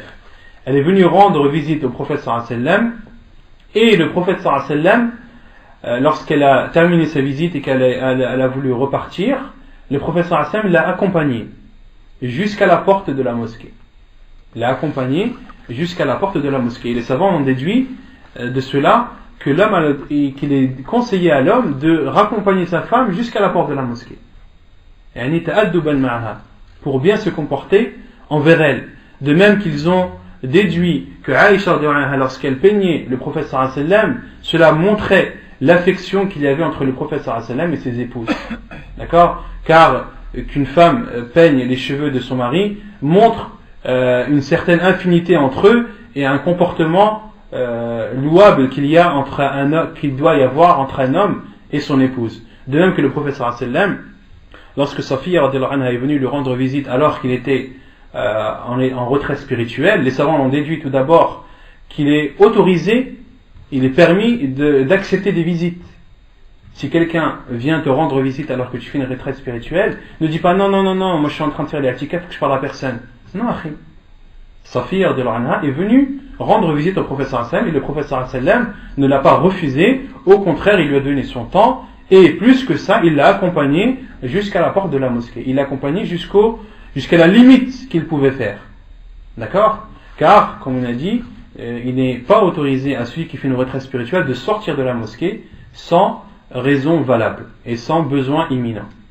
Et à ce moment, donc c'était la nuit, 2 hommes de l'Ansar sont passés à proximité du prophète sallallahu alayhi wa sallam et de sa femme Safiya radiyallahu anha. Et le prophète sallallahu alayhi wa sallam leur a dit ala rislikuma. Et ces hommes marchaient rapidement. Et le prophète sallallahu alayhi wa sallam leur a dit attendez, ralentissez le pas. Et le prophète sallallahu alayhi wa sallam leur a informé que c'était Safiya. Il leur a dit c'est Safiya, c'est mon épouse. Et ses compagnons radhiyallahu anhum m'ont dit ô envoyé d'Allah, ya Rasulallah, en s'étonnant, ils ont dit ô envoyé d'Allah, pourquoi nous dis-tu cela? Jamais cela n'aurait pu traverser notre esprit que la femme qui est avec toi n'était pas une de tes épouses. Et le prophète sallallahu alayhi wa sallam a dit inna ash-shaytana yajri ala ibn adam majra ad-dam.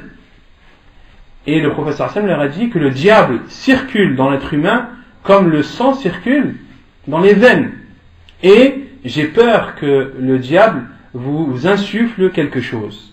Et le professeur Hassan leur a dit, j'ai peur que le diable vous insuffle quelque chose et vous fasse croire des choses qui ne seraient pas vraies. Donc, les savants l'ont déduit aussi de ce hadith, que lorsque tu as la possibilité de fermer une porte ou de lever un doute, même si tu n'en vois pas l'utilité, fais-le. Car le diable est capable de beaucoup de choses et il traverse l'être humain comme le sang traverse les veines, donc il peut à tout moment lui faire croire des choses qui sont fausses, et toi qui avais la possibilité d'enlever ce doute, ne l'ayant pas fait, il peut y avoir des conséquences par la suite. Donc lorsque tu as la possibilité d'enlever un doute, même si tu n'en vois pas l'utilité ni le besoin, fais-le quand même pour te préserver. Donc la retraite spirituelle est annulée lorsque la personne sort sans besoin imminent et lorsqu'il a des rapports avec son épouse. Donc ainsi se termine le livre du jeûne du livre Al-Wajiz fi fiqh sunnati wal kitab al-aziz. Wa subhanakallahumma wa bihamdik ashhadu an la ilaha illa ant astaghfiruka